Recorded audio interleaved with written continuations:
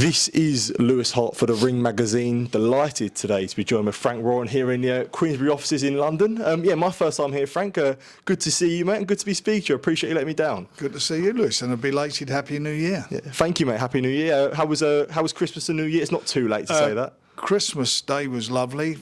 Day after that, I was quite ill for, like a lot of people, with this cough and cold and everything, so I was out of action for a while. Yeah, absolutely. Obviously, an exciting start to the year. We'll get into the schedule in a bit, but yeah, we had the press conference for the February 22nd card on last Monday. But yeah, good to sort of see the year and see exciting start to the year, because we know it can be slow in boxing, but nothing slow this year, as I say. An exciting start to the year. We've really hit the ground running. We've got some great shows coming up in various cities around the country, and obviously on the 22nd, the real big one in Riyadh, which is an amazing card, one of the best cards I think has been seen in boxing. Absolutely, yeah. I guess just away from Riyadh, we'll touch on the 3 shows that have been announced in the UK for Queensberry, and touch on the first one in a couple of weeks' time, February 8th, Derek Chisora against Otto Wallin at the Carp Arena. A real special night, especially in the build-up for Derek. He's talked about being born again, the last dance. He's talking about his last fight in the UK. You've had many different experiences with Derek. I guess how fitting is it now that sort of you are seeing his potential, seeing his career out with yourself, and a special night on February the 8th? Well, it's a big moment for him. He's looking to hit 50 fights. That's what he's looking to do. This one will be in February, will be his 49th.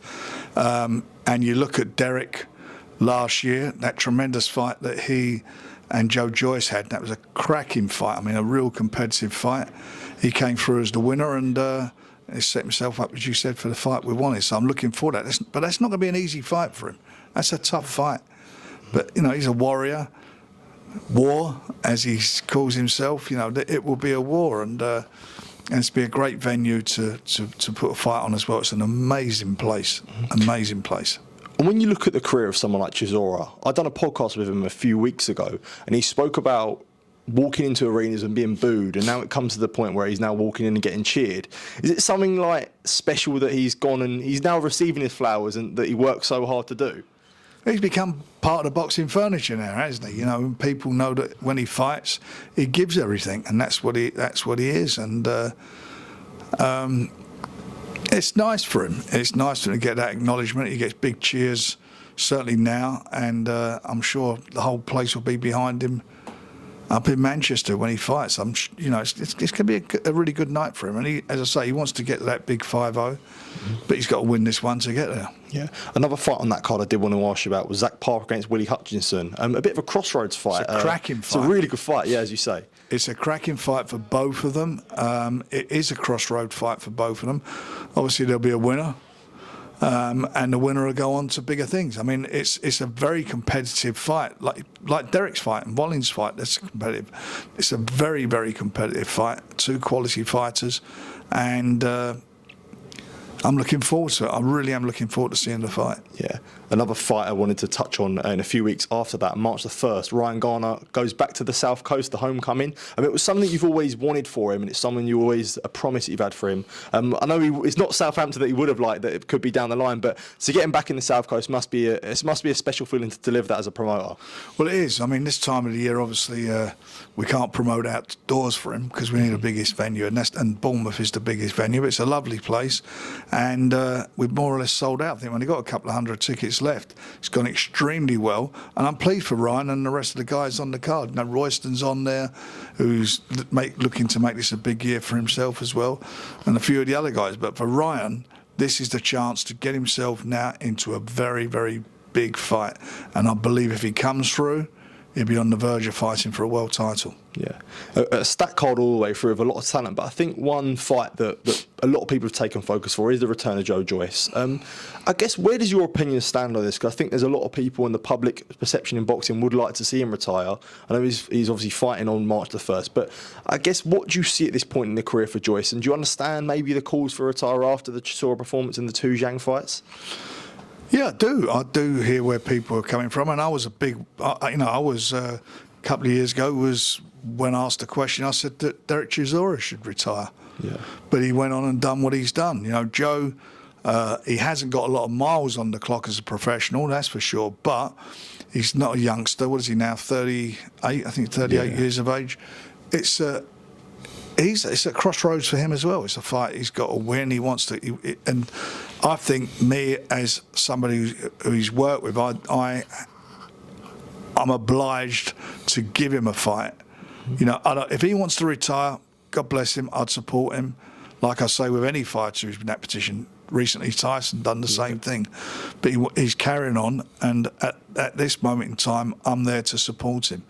And if he comes through, he's getting himself back into some big fights. If he doesn't, then he's got to sit down and think about where he goes from there. So it's a very important moment for him in his life. Yeah, March 15th as well, Nick Ball goes back to Liverpool to take on Doheny. A little bit of needle in that one, but 2024 was a massive year for Nick Ball, where he entered his name on the world stage and win the world title, and as you say, a big step in 25 for Nick Ball to have another massive year. It is. He's one of the best world champions in the world, no doubt about it. Action fighter like you can't believe. He had a great 7 months where he had 3 fights against 2 champions and against a real good quality opponent who he beat, and should really be a 2-time world champion. I think he got robbed in that fight with Vargas. But look, he's a great ambassador for our sport. You know, he's a lovely guy. We've got Liverpool back on the map, and we're working up there with some really good fighters from Paul Stevenson's gym and a couple of the other gyms up there. You know, he is brilliant for boxing. He's brilliant for British boxing, and I want to see him come through. And I would love at the end of the year he fights in Newey. Mm-hmm. Okay. That would be a special fight. Yeah, absolutely. And Nick Ball, obviously a big sort of talent that's come through for Queensberry. And moving on, I did want to touch on February 22nd. And 2 fighters, obviously, in particular, who you have a lot of interest in. Daniel Dubois taking on Joseph Parker and Hamzah Sheeraz fighting for a world title. This is like the 3rd time in a row now they've shared cards, both on Riyadh season, or all on Riyadh season shows. For yourself, where you know everyone always says how good that you are at building fighters, to see it now and both on the world stage and sharing cards, it must be a bit of a special feeling when you look at the journey of Dubois and Hamzah. It is. I mean, they've sort of, in some ways, done it in tandem, and been with us from the beginning. So I'm delighted the way it's panned out. You know, Hamzah's got a very tough fight. Itauma is a good quality world champion, but I believe in him, and he believes in himself. And I think it's a tough fight, but it's a fight that he can win. So we're going to see what he's all about.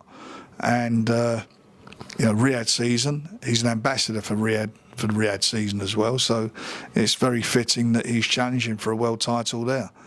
But if he comes through that, you think of some of the big fights that we can set up for him. Okay. So I'm delighted for that. And as for Daniel's, I mean, he's been magnificent what he's done in these last few fights. Unbelievable where he's sort of got to in his career now.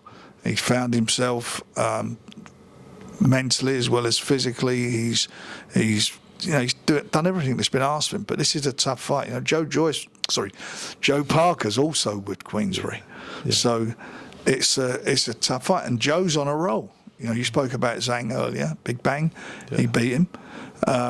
He's had some good wins, and he's very confident. He's an ex-world champion himself. He's no schmuck. He can fight. So it's going to be a quality fight. It's going to be a real good quality fight. And the winner of that is going to get involved in a massive fight in the summer. Yeah, absolutely. I don't think anyone disagrees with that. I did want to move on to an important topic, Frank. Obviously, yourself working with Boxwise. I see yesterday with Prince William as well. You know, it's so important, especially in boxing now, that there is that idea of giving back and giving so many opportunities that have been given through boxing. So how important is that? And I guess to see Prince William involved, it must be extra special.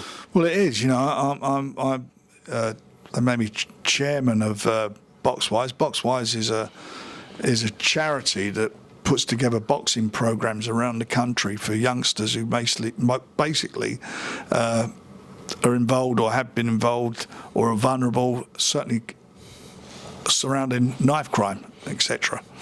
And you know, knife crime's an epidemic now in this country. And Centrepoint, which is where Prince William was, visited, to give them some support. The Boxwise run programs at Centre Point for the youngsters there, and that's why you see him there with his gloves on, shaping up and boxing. And as I said yesterday, you know, I was very, very. I looked at him and I thought to myself, bloody hell, you know, he shapes up well. You know, the old heir to the throne. He should give up that day job and maybe take up boxing, get a proper job, take up boxing, and he could become a heir to the heavyweight title of the world. It's marvellous that he went there and supported it and drew great attention to it. But it's a Boxwise, like Centre Point, they're brilliant charities, and it's great the collaboration between the two of them and the opportunities they're giving youngsters. You know, Boxwise is, if anyone cares to go and look at their 10-week programs, you go to the gym, you go on a boxing program. You haven't got to be a professional fighter. It's just a program to learn to work with people, discipline, interact with people from different backgrounds. You get fed every day. So it's a very good thing, and it's been a success story. And we're rolling it out more this year. And you know, Nick Ball, who's the founder, he's the one who put this thing together with Centre Point to make it happen. So it's brilliant. It's brilliant for both charities, and more importantly, it's brilliant for the kids and the participants. Yeah, that idea of giving back, as you say, you know, I'll speak to one of the coaches there, a Charlie B, who trains obviously professional fighters. Yeah, there's so many people involved in this, and yourself, like Frank, who boxing has given you such a great experiences in your life. So I guess to share that through and give back, as well as, you know, people like Charlie, for example, it must be special. It is. I mean, you know, I'm fortunate. I'm in a position. I'm lucky enough to be able to do that, and it is a great thing. You know, I know where I come from. I come from Islington. I lived in a council block of flats when I was a kid. Lived on an estate, 4th floor of Kendall House in Priory Green, and so it was. And that's where basically most people, boys and girls, come from. They come from those sort of type of backgrounds, and some of them are troubled. And this, as I say, gives an opportunity. You know, knife crime is an epidemic. It's no different than COVID. It's a killer epidemic. And we have to all do our bit, and if we're lucky enough to be able to do it, we should do, because it doesn't seem to be working government level, or we wouldn't have to be doing these sort of things. And the government needs to really get involved with this more and do something about it. Yeah, definitely, I agree with that, Frank. Moving on, a big topic especially in UK boxing. It was announced last week after the press conference. Eubank Jr. and Conor Benn have agreed a deal for a fight at the end of April. Mike Coventry reported April 26th at Tottenham Hotspur, but that's yet to be obviously confirmed and announced. Yeah, I guess initially your thoughts on Eubank Jr. against Benn getting remade. Look, it's a fight that's been made. Everybody's talked about it for a long time. It's been quite contentious. There's had a lot of controversy around it. We all know what it is, what it's been, and so forth.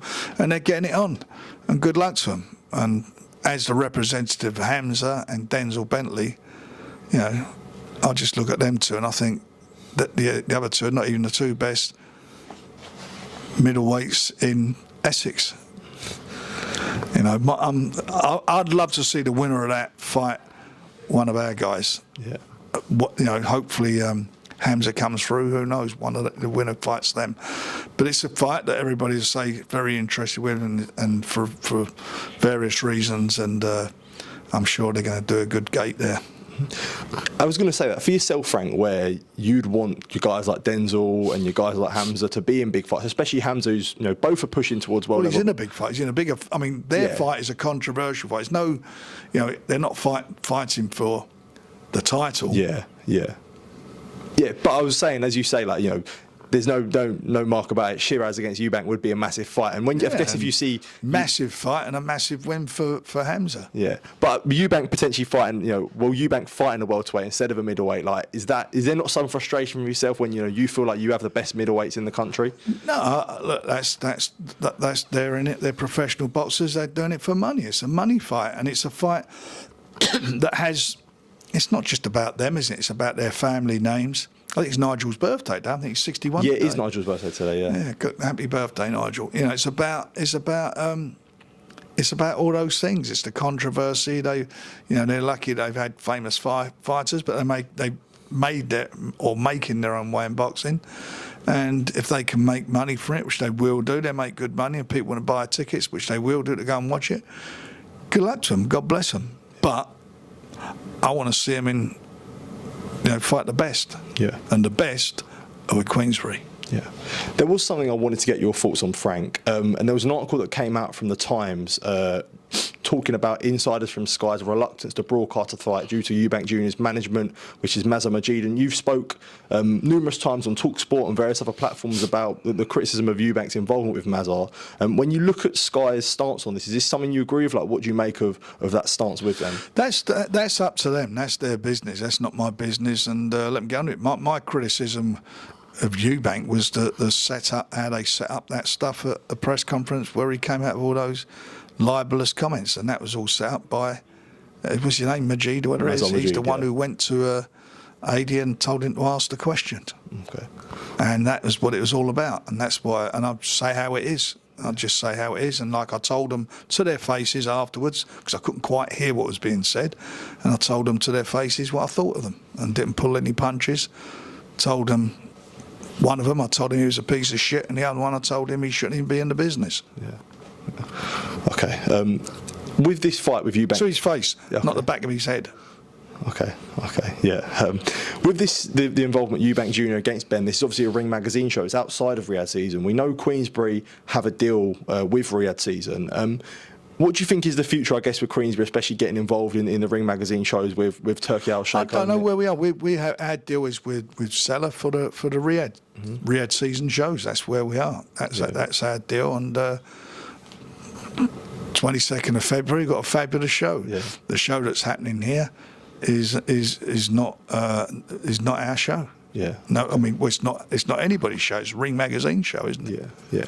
But I guess when you do see His Excellency putting shows on outside of, I guess, Riyadh season and putting on his own shows, it does show the vision that he has for the sport. He's put the fight on, and he's got C's vision. That's why you're sitting here now working for Ring Magazine. Yeah. That's his vision. That's what's come about. I mean, look at this.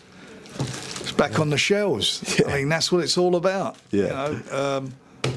That's what I grew up with when I was a kid, buying the Ring Magazine, waiting for it every month. It used to come in 2 months late, but there was no internet then, so you'd get the results and look at things from what's going on, certainly in America. Yeah, that's brilliant.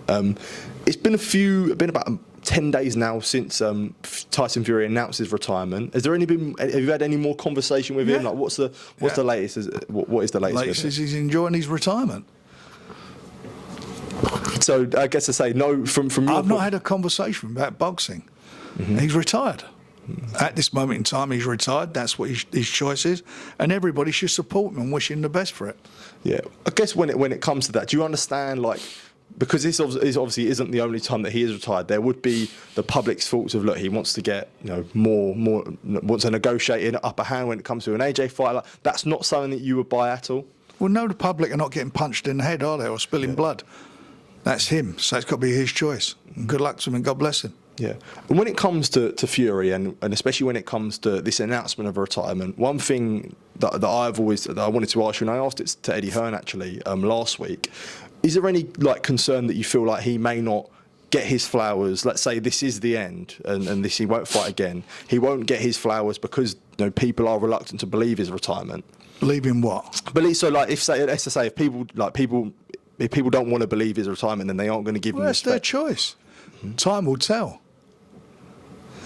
Time will tell. He may come back. I don't know, but at this moment in time, that's his decision, and he's quite serious about it. Who wouldn't have said it?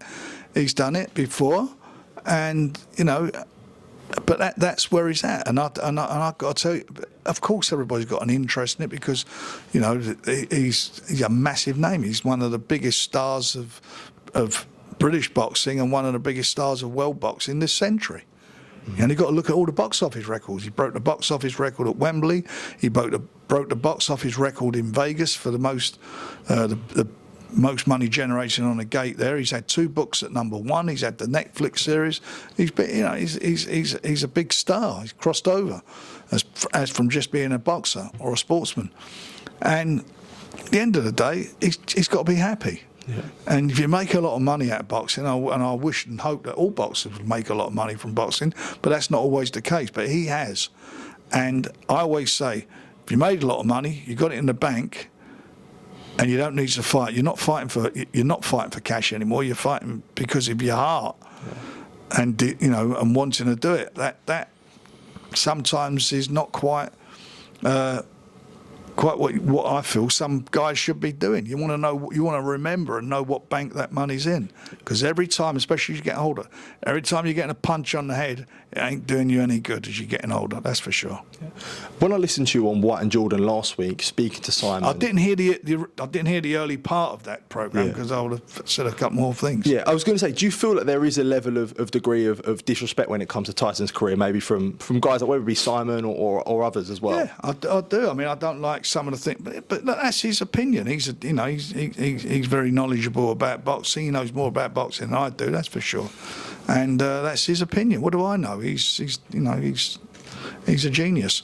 And I felt that, and I just feel that when he keeps banging on about Tyson, what really annoys me, it's not about the boxing. What annoys me with him, he does not take anything into account about him being bipolar. And he doesn't take into consideration that bipolar is a illness, a mental illness. And if Tyson does say something or does something and you don't like it, you want to take that into consideration. And he may mean what he's saying. I don't know, but you should take everything into consideration. And of course, if he said something before a fight that someone's that Usyk was a pumped up middleweight, boxers say lots of things. You know, Muhammad Ali said black people should marry white people. That birds don't go with parrots or whatever he said in those days. Yeah. He said a lot of things, but he was the most revered and loved sportsman at the end of the 20th century. He won BBC Sports Personality of the Century. People say things when they're younger. They say things. But when you are suffering, you have a mental illness, and you've come from where Tyson's come from, and you look back and the terrible place he was in, he should be applauded for that. How he's overcome that. How he's been an inspiration for people who suffer from mental illness. You know, how he's with a drink and the drug problems and the weight problems and everything. How he's overcome them. Forget about the boxing. Look what he's done there. He's a star to do that. Mm-hmm. I guess, and that's what, not just the boxing, and in the ring. Mm-hmm. I mean, look at the fights. What a gladiator he's been! Mm-hmm. Unbelievable gladiator. On the floor, got up, big heart, showed heart, all the way through. Never give up. Big heart. And the two fights he had with Usyk, close fights, irrespective of who everybody thought he win. One thing for sure, they were magnificent fights, and it takes two great fighters to make a magnificent fight. Yeah, as you say there about the bipolar, that's something that you've mentioned previously. Do you see it as like a lack of care then for Fury, or lack I just feel that it's not some people don't take into consideration. I mean, one journalist called him a thug. Yeah. Definition of a thug is a criminal. I mean, what is that all about? It's a disgrace.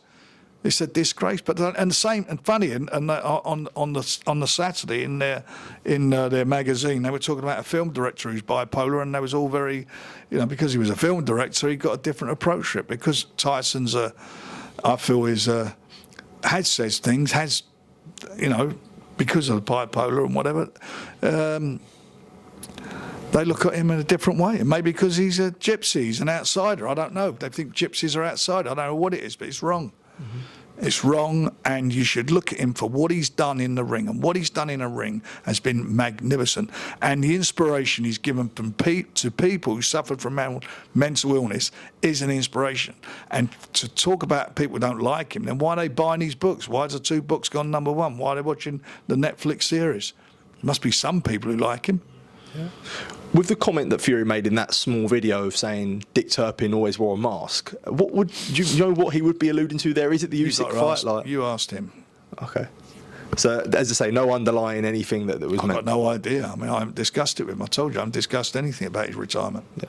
All right. Quickly moving on, and an important topic I did want to touch on with yourself, Frank. Obviously, the news of Dennis McCann failing the drug test came out just before the fight with Pete McGrail. Yeah. The two substances that he has failed or have been released. I think the main one was obviously failing for Tren, which is, you know, it is a bodybuilding drug. Quite a lot of surprise when it came to failing for that. When it comes to Dennis, what's the latest on that? Well, the latest is I haven't spoken to him to be quite honest, for a couple of weeks, and the latest is he's paid to have his B sample tested.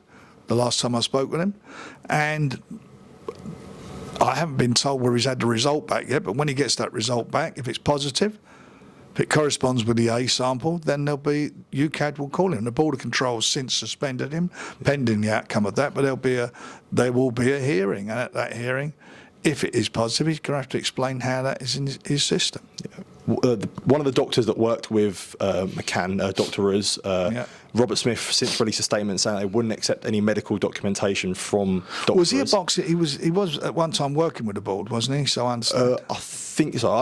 I'm, as far as I'm aware, he wasn't anything to do with the board at the moment. That's from what I know. But they said they wouldn't accept any medical documentation. Obviously, Dennis isn't the only. They've made a decision on that. But if that's the case, that's the case. But the fact of the matter is, Dennis says he's not taken anything. If he has, or somebody's given him something that's, if it's a doctor, and that's a big if. I don't know if a doctor's prescribed him something that was off of a banned list, then obviously that's a problem for him and for the doctor in doing so. Yeah, I guess. But he says that's not the case. Okay. Ben Whittaker against Liam Cameron. Is there any update on that rematch? No, the legal letters are served. I mean, unless George has been talking with Benji, I don't know. I mean, I haven't had any discussions, but it's a fight to be made. Yeah. It's a fight. We made a big offer for it, a big offer. Yeah, I guess. Yeah, what is the stance with that? Like, I'm sure you'd be, if the offer was right, you'd want you'd let Liam go over to a boxer show. Like, do you think there is a concern of letting Ben Whittaker come over to a Queensberry show if that was the case, from boxer side? If he's getting paid more money by us than getting paid by boxer, it's a no-brainer, isn't it? Mm-hmm. Why wouldn't he? Yeah. So, like, in a sense, there, if boxer don't want to allow him, do you feel like, as I say, that is holding his career back in a way? You've got to ask them that, haven't you? Mm-hmm. It was such a controversial ending, and he was the home fighter. So it's a fight that I believe he says he wants it, and I believe it's a fight that he should have, and certainly Liam wants it. That's for sure. Yeah. Just before I do close off this interview, I did want to ask about a few of the heavyweight prospects. Moses Itauma, what's the latest with him? I know there's talk about a Justice Doheny fight. Like, when can we see him out next? You'll see him out in March. Okay. Perfect. He'll be out in March. Yeah. And Fabio Wardley, I know there's a lot of talk of his next move. We're working on it, but we've got a big fight lined up for him. A big fight. Okay, perfect. Frank, as always, a pleasure to be speaking to you, mate. It's a pleasure to see you, young man. Yeah, really appreciate being in the office. As I say, I was looking around, and it's so much history in here. So it's special, mate. I really appreciate it. There's a few old relics in here, including me. No, don't be silly. But always, thank you for your time, mate. It's a really pleasure, appreciate young man. it. Top God man. bless. Thank you.